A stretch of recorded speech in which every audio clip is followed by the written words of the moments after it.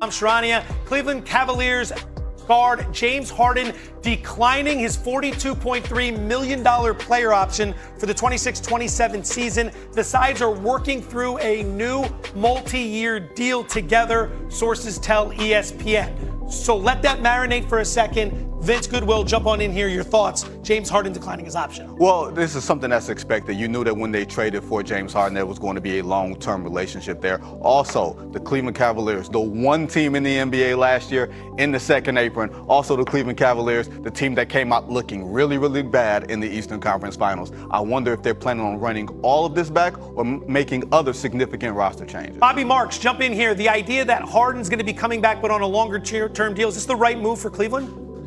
Not surprising.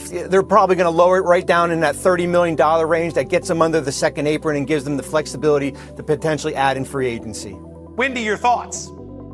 So last year when the Boston Celtics got out of the second apron, they were a second apron team last year, they had to lose 3-ish, 4-ish key players. The Cavs' goal is to get out of the second apron and not lose any core players. James Harden taking a pay cut and adding more long-term money is central to that plan, and this was in motion when they traded for him back in February. One of several massive stories developing around the National Basketball Association, including this one right on James. Wendy, what do we need to know about the King?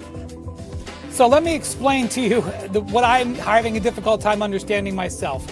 When the finals ended and teams were allowed to contact their free agents, the Lakers did. They contacted LeBron, expressed an interest in re-signing him, and they would like to meet with him and talk about those plans. But that meeting has yet to take place. Why? From what I am told, it's because LeBron has not been available. So you make up what you want from that. The Lakers have not tendered an offer. Now, free agency begins tomorrow. We're running out of time. Meanwhile, the Golden State Warriors, that is a team that has interest in LeBron James if he were to get to the free agent market and if he wants to play another season. And I keep saying that because I have yet to be articulated that exact phrase, that he's going to play another season. Watch today. And here's what I want you to watch, Joe. Draymond Green has a player option deadline of later today.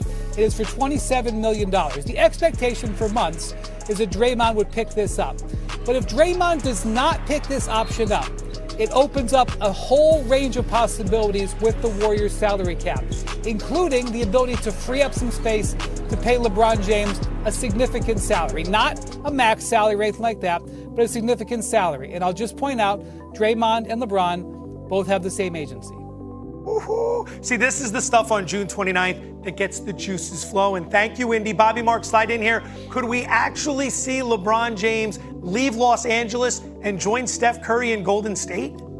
I think everything has to be on the table, Joe. And I think Brian made a good point when he's talking about Draymond, who's got that option. If Draymond Green opts out today and let's say agrees to a deal at $22 million in that range, $23 million, that would open up the Golden State to have the full $15 million non-tax mid-level exception to offer LeBron James. Now, if I'm LeBron James and I'm Rich Paul, I'm going to say, well, what else is coming? And if I was Golden State, I would say, well, let's see what we can do with that Jimmy Butler expiring contract, who's injured right now. What can we turn that contract in 2 or 3 first-round picks in? Is there an established all-star out there available that can come join these players here? Because just with James and Stephen Curry, the roster, yes, gets improved significantly. But I'm not ready to put them on the level of where we just saw San Antonio and Oklahoma City. Okay, so in order to facilitate something like this, step number 1, Draymond Green would need to opt out of his deal with the Warriors and presumably take less money. Step 2, LeBron would need to be able to take way less money, Vince Goodwill, in order to join the Warriors, somewhere around $15 million a year. So there's a lot that needs to take place for this to happen. Your reaction? Okay, multiple things here. Bronny James has a guarantee that the Lakers have to decide on today, in addition to Draymond Green's player option. Secondarily, the Warriors have made it clear to Jimmy Butler, who has a big piece in all this because of his salary and because he won't be available until likely February. They told him they want him to finish his career with Stephen Curry with this franchise. Could that change? We don't know. Also, LeBron James leaving Los Angeles. What we've seen LeBron with historically is when he goes dark on a franchise, that usually means something. It doesn't say everything, but it says something.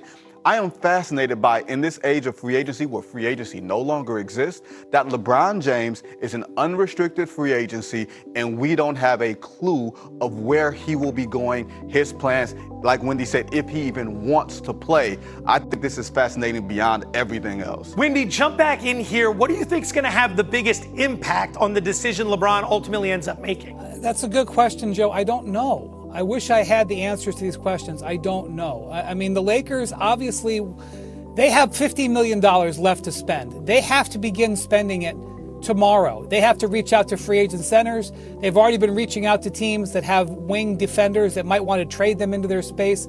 The Lakers I think they have tried to show respect to LeBron here. I don't think that they're being disrespectful. I don't know, but they have to move on with their business. LeBron completely understands that. He understands the calendar. We're out of time. The Lakers are out of time. So Lakers are going to have to move on tomorrow one way or another. So the Lakers were gifted Luka Doncic, right, over a year and a half ago. They had always been on the LeBron James timeline. Now they are on the Luka Doncic timeline. They have to start filling this roster around him while also being respectful to LeBron James. And the Lakers have always been the place, Kobe Bryant, Wilt Chamberlain, Kareem, Magic, all the greats have finished their careers in Los Angeles. If LeBron walks away, that's kind of a black mark on them, even though they're in a disadvantageous spot because they're on two different timelines here. Bobby, jump back in here. You mentioned earlier that if the Warriors were to move Jimmy Butler, they'd have to bring someone back in that deal that could help entice LeBron James to Golden State. Are there any names that come to mind that could facilitate in a deal with Jimmy Butler? Well, I'm interested to see what the Wizards' plans are with Anthony Davis. I think that's a player certainly who's extension eligible, and all signs are is that Anthony Davis is going to be part of the future in Washington. But listen, if I'm in that Wizards front office and you come with Jimmy Butler and three unprotected first-round picks, it's something I would certainly have to think about here. And absolutely. Let me speak to that, Joe. Go ahead, Wendy, jump on it. Draymond Green, Rich Paul, represented by Rich Paul, also represents Anthony Davis and LeBron James. Yesterday, from what I am told, the Wizards and Anthony Davis, or at least Rich Paul and the Wizards, met about Anthony Davis's future and a possible extension. I don't know the result of that meeting, but that meeting was scheduled to take place yesterday.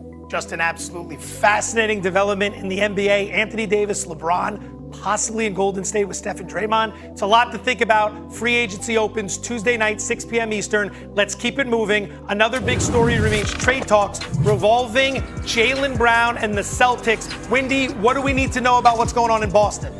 Well, to say the Celtics have been very active with Jalen Brown trade talks would be an understatement. I have heard of 4 or 5 teams that they've had discussions with, which means there's probably more than that. And what the reaction I'm getting from the league is that the Celtics appear, at least in some of these deals, to be looking for draft pick heavy trades. In other words, a week ago, they were trying to trade for Giannis Antetokounmpo, a top 5 player in the NBA. Now, as they've made asks for and tried to set Jalen Brown's price, they've been asking for 4 or even 5 first-round picks, I have been told. If you're making a draft pick-centric trade, that indicates you're kind of setting a retrofit or a rebuild of your team. So the teams in the league are wondering what the Celtics' intentions for this upcoming season are, and maybe the Celtics themselves are working through that right now. Bobby Marks, the Celtics, are we past the point of no return when it comes to their relationship with Jalen Brown? I think we are. Now, the interesting thing would be if Boston is willing to take 50 cents on the dollar when they look at the value of that potentially could, do they just have to trade him? Right? I think that's the biggest question. And are they content as far as getting a lukewarm trade package, or can they just